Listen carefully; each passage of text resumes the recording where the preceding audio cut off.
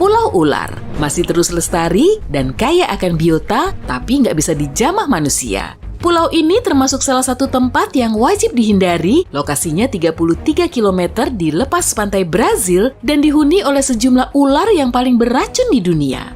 Ada yang bilang jumlahnya sekitar 500 juta ekor. Tapi bohong, kemungkinan cuma ada sekitar 4.000 ular berbisa di pulau ini. Pergeseran bumi telah membuat reptil ini terperangkap di situ sejak dahulu kala.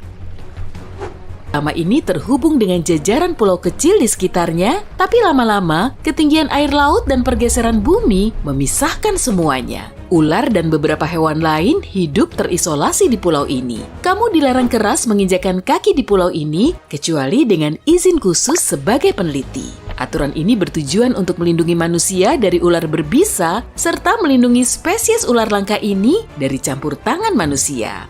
Objek buatan manusia yang ada di pulau ini hanyalah mercusuar untuk membantu kapal menjauh dari pulau ini. Setelah mercusuar ini didirikan, manusia nggak pernah lagi mendekati pulau ini.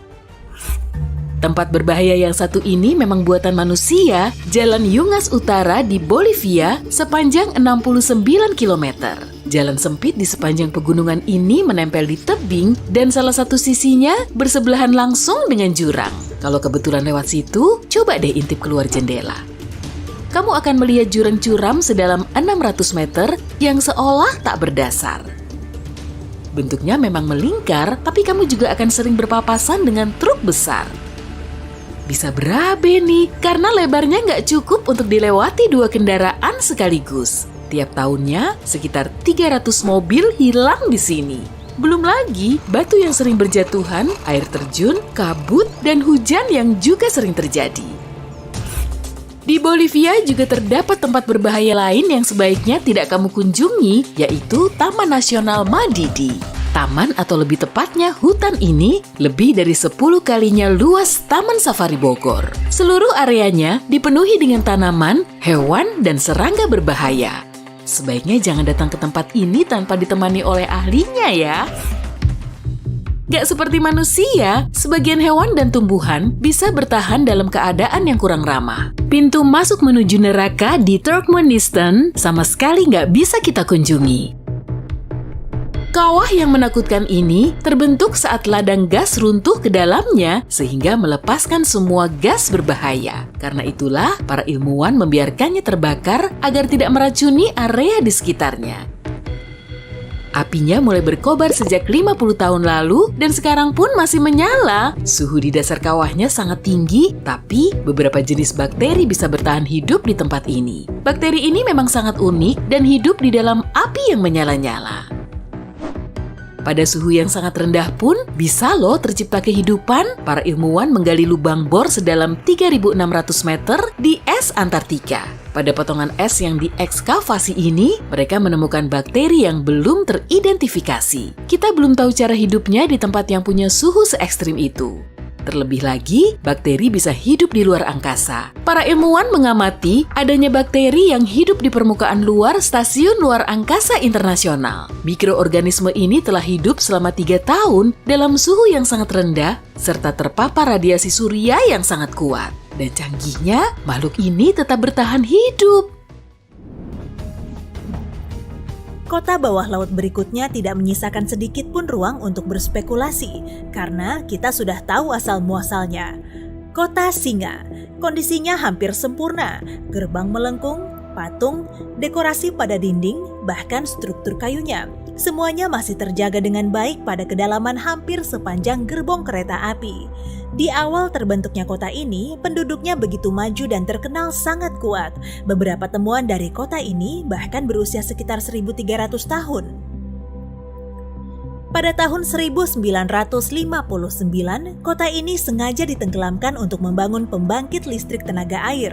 Jadi di atas kota megah ini sekarang berdiri danau buatan manusia, Danau Kiandau. Selama berpuluh-puluh tahun, tempat ini hampir terlupakan.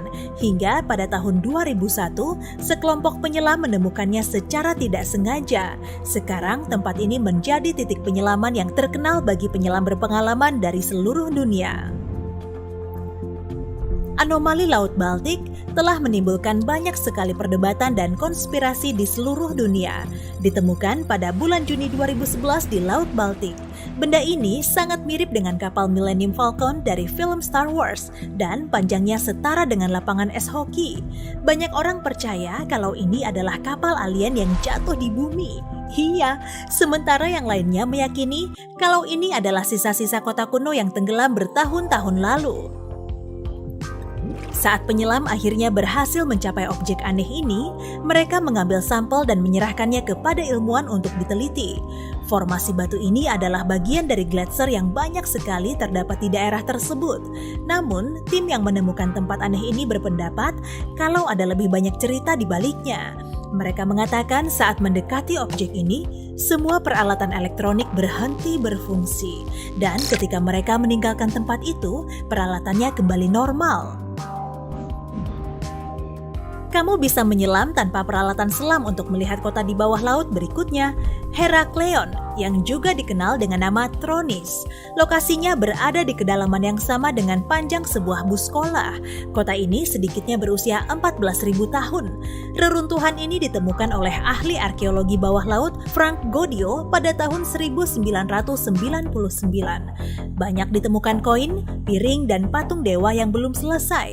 Pada tahun 2010, baris kapal kuno Mesir diangkat ke atas permukaan laut. Terlepas dari banyaknya penemuan arkeologi di sini, baru 5% dari kota ini yang telah diteliti. Situs Hager Kim di Malta yang berarti batu berdiri selesai dibangun sekitar tahun 3000 sebelum Masehi. Beberapa ahli zaman batu ini kemungkinan besar menggunakan alat-alat dari batu untuk mengatur bebatuan sedemikian rupa sehingga mereka dapat menunjukkan awal dan akhir tahun. Pada 21 Maret dan 21 September, matahari tepat berada di tengah bangunan ini. Pada zaman Neolitikum, 3000 batu berdiri tersebar di area yang sekarang merupakan Britania, Prancis. Setelah berabad-abad, para ilmuwan belum bisa menyimpulkan tujuan dari berdirinya kumpulan batu terbesar di dunia ini. Sepertinya ini ada hubungannya dengan Stonehenge, artinya perjalanan manusia dan teknologi mungkin sudah ada jauh sebelum kita sadari.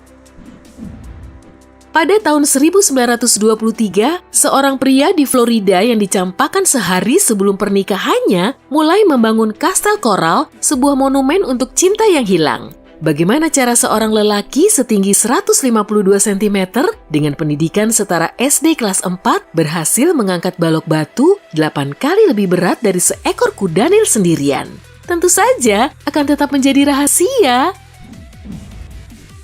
Baalbek di Lebanon adalah batu besar peninggalan Kekaisaran Romawi. Dulunya disebut Kota Matahari. Bagian tertua dan terdalam dari reruntuhan ini dibangun oleh peradaban yang tidak diketahui oleh para sejarawan. Begitu juga jawaban dari pertanyaan, kenapa tempat ini begitu penting bagi bangsa Romawi? Reruntuhan Zimbabwe Raya dulunya adalah rumah bagi 18.000 orang dan merupakan cikal bakal nama negara tersebut. Penjelajah Eropa pertama kali tiba pada abad ke-16. Mereka tidak percaya bahwa sebuah peradaban mampu membangun benteng seperti itu di antara tambang emas. Bahkan sistem drainasenya masih berfungsi sampai berabad-abad kemudian. Salah satu misteri terbesar dalam sejarah adalah Sphinx Agung Giza Mesir. Siapakah singa dengan kepala manusia ini?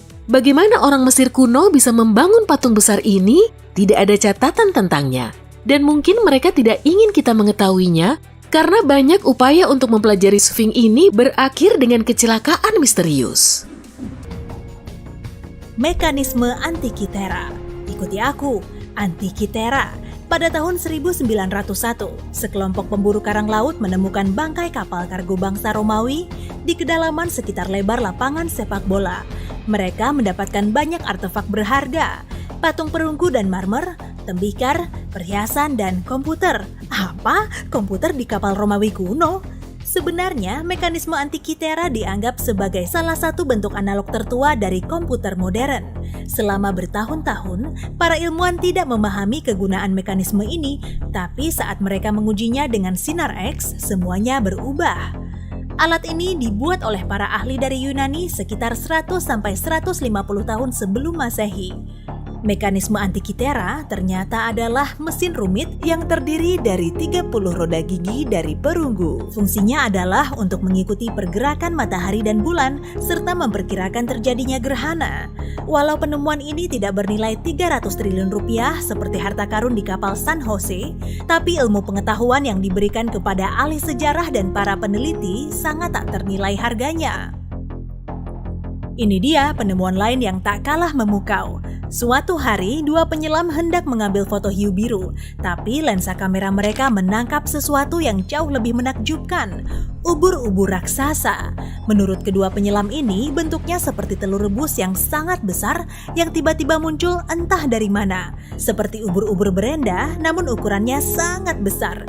Diameternya mencapai 1,5 meter, dan panjangnya hampir sama dengan tinggi tubuh si penyelam. Ini adalah ubur-ubur terbesar yang pernah ditemukan di perairan Inggris. Meskipun hewan ini dianggap tidak berbahaya, tapi tetap saja ukurannya lumayan bikin ciut. Penemuan di sebuah sungai di Brasil berikut ini dijamin akan membuatmu kapok menyelam. Anakonda raksasa. Bartolomeo Bove dan rekannya merekam salah satu anakonda terbesar yang pernah ditemukan. Panjangnya setara dengan jerapah dewasa dan beratnya jauh melebihi berat rata-rata manusia. Meskipun Bartolomeo terbiasa berenang di dekat hiu, bertemu ular ini merupakan pengalaman yang memicu adrenalin. Untungnya, ular ini sedang penasaran dan tidak agresif. Salah satu tempat paling menarik untuk menyelam, rupanya jauh dari laut dan samudra. Tapi Gua Orda. Gua ini berada di bagian barat pegunungan Ural dan bentuknya seperti pipa melengkung. Bagian gua yang terletak di bawah air panjangnya mencapai 4,8 km dan merupakan gua bawah air terpanjang di dunia. Tapi yang paling menarik di sini adalah airnya. Lingkungannya yang begitu kaya mineral membuat airnya bersih dan jernih seperti kristal. Para penyelam bisa melihat dengan jelas sejauh 46 meter. Ini artinya Gua Orda menjadi tempat yang sempurna untuk fotografi bawah air. Seperti gurita raksasa yang siap memangsamu. Bohong kok. Jalan Yungas Utara di Bolivia adalah salah satu jalan terindah sekaligus paling berbahaya di dunia. Coba bayangkan, kamu bersepeda di sepanjang jalan setapak di atas tebing curam pada ketinggian mencengangkan sambil memandangi rimba subur Bolivia dan pegunungan berkabut di kejauhan. Indah sekali kan? Tapi begitu menyadari, kamu sedang bersepeda di jalan selebar 3 meter yang sebagiannya bahkan tidak diaspal, mungkin kamu akan merinding. Dan itu terbukti. Setiap tahun, lebih dari 200 orang menemui ajalnya karena terjatuh dalam pendakian gunung yang sulit ini dan tak adanya pagar pengaman sama sekali tidak membantu. Nah, jika kamu suka berjalan, pertimbangkan untuk mengunjungi Jembatan Husaini di Pakistan. Secara resmi, ini adalah jembatan gantung paling berbahaya di dunia dan ini bukan satu-satunya di negara itu. Ini adalah lintasan panjang dan menegangkan di atas Danau Borit dengan banyak papan jembatan yang hilang dan seluruh konstruksinya berderit tak menyenangkan saat ditiup angin. Tapi tempat itu tetap menjadi daya tarik wisata utama meski jembatan tua dan rusak di dekatnya hanya memperkuat kesan bahwa pada akhirnya kamu pasti akan jatuh. Ya, paling tidak kamu masih bisa bersyukur bahwa danau yang di bawah jembatan tadi bukan Danau Natron di Tanzania. Jika kamu jatuh ke dalam air, masih ada peluang untuk selamat. Tapi jika kamu jatuh ke dalam air Danau Natron, peluangnya tak akan begitu besar. Tingkat pH air danau bisa melelehkan kulit, yakni 10,5, air itu lebih mirip sup alkali. Tak heran, tempat ini begitu tenang, hampir tidak ada yang ingin tinggal di sini. Namun, kawanan burung flamingo datang ke Danau Natron untuk berkembang biak setiap beberapa musim sekali dan selama masa itu, Danau Natron berubah menjadi surga berwarna putih merah muda. Indah juga! Tapi tidak demikian dengan depresi Danakil di Ethiopia. Meski bentang alamnya indah luar biasa, lokasi ini merupakan tempat paling sepi di bumi. Gundukan berwarna kuning, oranye, dan hijau yang tersusun oleh garam, belerang, dan besi menciptakan pemandangan yang tak ada duanya. Namun, kombinasi suhu dan mineral beracunnya menjadikan tempat ini sama sekali tidak bisa dihuni. para peneliti yang datang ke sini belum pernah menemukan kehidupan bahkan dalam ukuran mikroskopis. Sungguh seperti planet lain, indah dan terpencil. Di sisi lain, ada sebuah pulau yang penuh kehidupan, tapi pasti kamu tak ingin berada di sana. Namanya Pulau Ular, dan namanya persis menggambarkan keadaannya, pulau itu penuh dengan ular. Faktanya, saking banyaknya ular, terutama jenis berbisa, Brazil melarang akses menuju pulau itu bagi semua pengunjung. Tapi, meski tidak ditutup, takkan banyak orang yang cukup berani mengunjungi tempat di mana satu langkah di pantainya saja bisa membawa satu gigitan berbisa. Aku yakin Fly Geyser di tengah gurun Nevada sebagiannya dibuat karena manusia iri dengan hal itu. Tempat ini hanya berupa gurun sampai pada tahun 1906 orang datang ke sini untuk mengebor sumur. Tapi mereka segera menyadari kesalahan. Ada air mendidih yang keluar dan tidak bisa diminum. 50 tahun kemudian, ada upaya lain, tapi hal yang sama terjadi lagi. Kita susah mengambil pelajaran, ya kan? Air panas tidak pernah berhenti keluar dari bawah tanah, dan kini kita punya sejumlah besar geyser dengan warna merah, oranye, dan kuning.